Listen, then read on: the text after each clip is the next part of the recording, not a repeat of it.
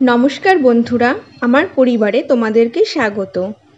আমার আজকের রেসিপি এঁচোড় দিয়ে ছোলার ডাল। যে কোনো নিরামিষ দিনে তোমরা এটা একবার বানিয়ে খেলে বারবার খেতে ইচ্ছা করবে। ভাত, লুচি, রুটি, পরোটার সঙ্গে তোমরা এটা সার্ভ করতে পারো। তো চলো দেখে নাও এটা আমি কিভাবে বানাই। প্রথমেই আমি নিয়েছি ছোলার ডাল আর এঁচোড়। এঁচোড়টা আমি ভালো করে কেটে দুটো সিটি দিয়ে সেদ্ধ করে নিয়েছি, তবে খুব বেশি সেদ্ধ কিন্তু করব না, এই 80% মতো সেদ্ধ করে নেব। এরপর আছে ছোলার ডাল। ছোলার ডালটাও আমি সেদ্ধ করে নিয়েছি, তবে ডালটা কিন্তু একদম গলে যাবে সেরকম সেদ্ধ করিনি, একটু গোটা গোটাই রাখবো। দেখো আমার ডালটা গোটা গোটাই আছে, কিন্তু হাত দিয়ে চাপলে ভেঙে যাচ্ছে। আর ডাল সেদ্ধ করার সময় আমি 4টে কাঁচা লঙ্কা দিয়ে সেদ্ধ করে নিয়েছিলাম।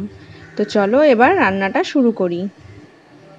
এবার আমি একটা মশলার পেস্ট তৈরি করে নেব।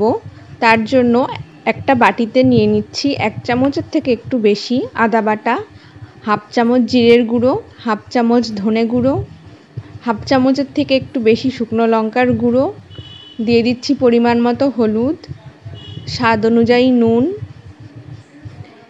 এবার এতে জল দিয়ে এটার একটা মিহি পেস্ট করে নেব। খুব ভালো করে মিশিয়ে নেব যাতে কোনো দলা না থাকে। এবার কড়াই বসিয়ে দিয়ে দিচ্ছি প্রথমেই সর্ষের তেল। তেলটা একটু গরম হলে নেড়েচেড়ে প্রথমেই দিয়ে দিচ্ছি একটা চেরা শুকনো লঙ্কা, একটা চেরা তেজপাতা আর সামান্য জিরে। এবার ফোড়নটা একটু আমি হালকা করে ভেজে নিচ্ছি। এবার এই ফোড়নটার মধ্যেই দিয়ে দিচ্ছি আগে থেকে পেস্ট করে রাখা মশলাটা।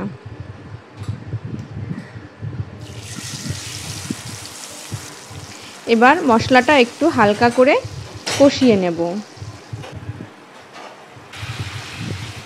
দেখো মশলাটা আমার অনেকটাই কষানো হয়ে গেছে।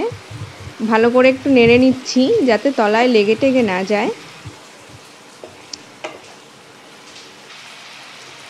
দেখো তেল ছেড়ে দিয়েছে মশলা থেকে।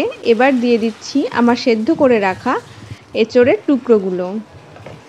এবার মশলার সঙ্গে ভালো করে আমি এঁচোড়টা মিশিয়ে নিচ্ছি। এবার এইভাবেই 2-3 মিনিট ধরে এটাকে কষাতে হবে। এরপর দিয়ে দিচ্ছি 2টো চেরা কাঁচা লঙ্কা আর একটা কুচনো টমেটো। এবার সমস্ত কিছু একসঙ্গে মিশিয়ে ভালো করে কষে নেব। কষানোটা আমার প্রায় হয়ে গেছে।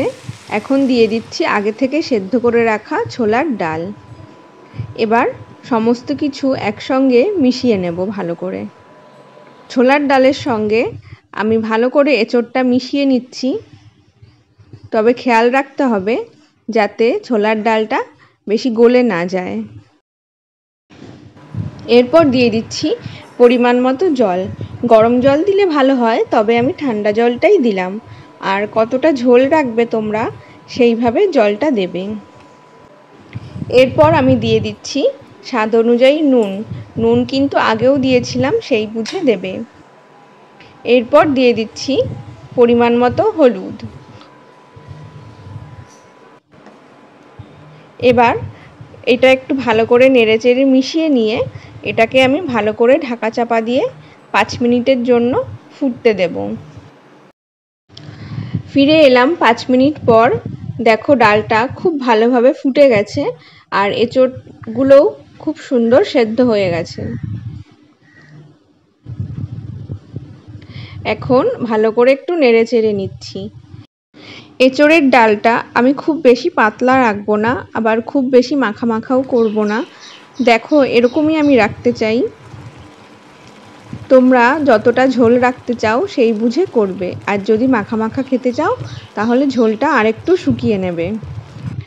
ডালটা আমার প্রায় তৈরি হয়ে গেছে। এখন দিয়ে দিচ্ছি লাস্টে একটু চিনি। এরপর দিচ্ছি সামান্য একটু গরম মশলার গুঁড়ো আর 1 চামচ ঘি।